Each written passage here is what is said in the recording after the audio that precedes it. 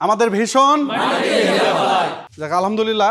হীরা তো অনেক আগ থেকেই তৈরি করতেছি। হীরা কেন কেন এই নাম হলো হীরা?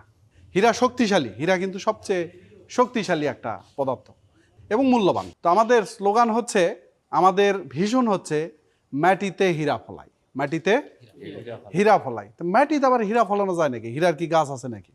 হীরার গাছ নাই, কিন্তু মাটিতে হীরা ফলায়। এই জন্য এই যে যাই নিয়ে গেল সেই ব্যক্তি যদি ভালো ব্যবসায়ী হয়ে ওঠে, আর হীরা কিনা ব্যাপার না, হীরা কিনা কিন্তু একটা দেশের জন্য সবচেয়ে বড় সম্পদ হচ্ছে একজন উদ্যোক্তা। দেশে যদি ব্যবসায়ী না থাকে, টাকা না থাকে, তাহলে সেটা কি দেশ? সেটি দেশই না। কিন্তু দেশের এই বড় পরিস্থিতি এটা বজায় রাখে কারা? আপনার যারা উদ্যোক্তা, এরা। তো উদ্যোক্তা আমরা তৈরি করছি, মানে আমরা এই দেশের মাটিতে কি ফলাচ্ছি? হীরা ফলাচ্ছি। কি ফলাচ্ছি? হীরা। ঠিক আছে। হীরা নাম যাতে শুনলেই মাথার মধ্যে একটা ছবি ভাসা ওঠে যে হীরা মানে হচ্ছে অক্ষয়, হীরা মানে শক্তিশালী, হীরা মানে যাতে মেশিন দেখতে পায় মানুষ। তাহলে এটা হবে কেমন করে? এটা হবে আপনাদের দ্বারা।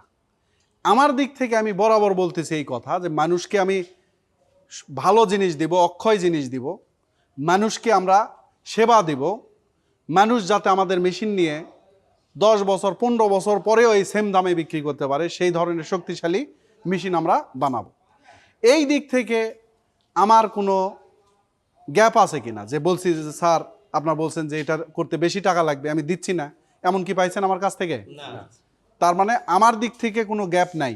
এই জন্য আপনাদের দিক থেকে একটা জিনিস চিন্তা করবেন যে এমন একটা মেশিন বানাচ্ছেন, সেই মেশিন হচ্ছে পৃথিবীর সেরা।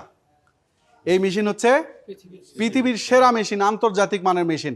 এবং এই মেশিন এত দামি মেশিন, এই মেশিন আর কোথাও বানাতে পারবে না, সেইভাবে আমরা বানাবো। ঠিক আছে?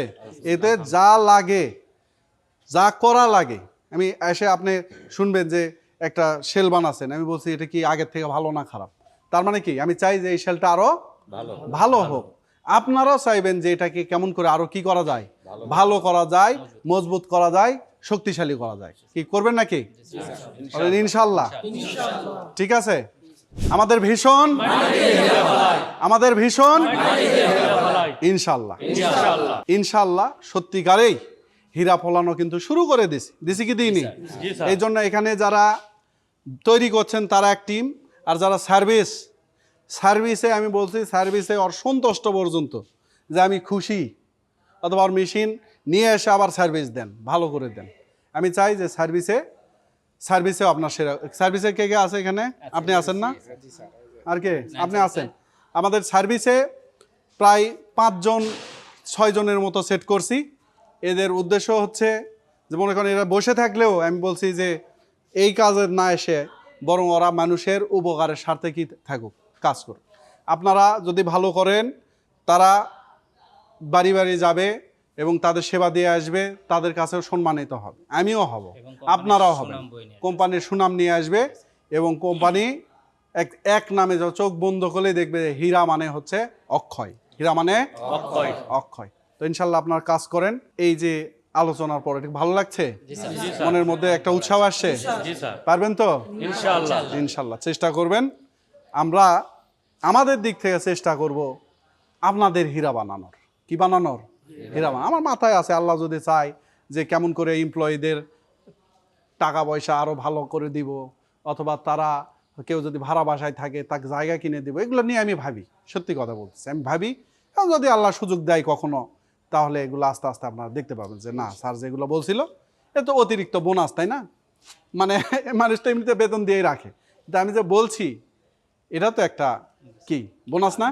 তো দোয়া রাখেন ইনশাল্লাহ যে স্যারের জন্য আমার জন্য দোয়া রাখবেন, যাতে আমি আপনাদের জন্য হয়েও আপনারাও যাতে হীরার মতো এই বাংলাদেশে নাম করেন যে হীরা। এই হীরা খালি ওরা না, হীরা এখানকার এমপ্লয়িরাও কি হীরা। ঠিক আছে? এটা হতে পারবেন ইনশাল্লাহ। তো ঠিক আছে, আসসালামু আলাইকুম।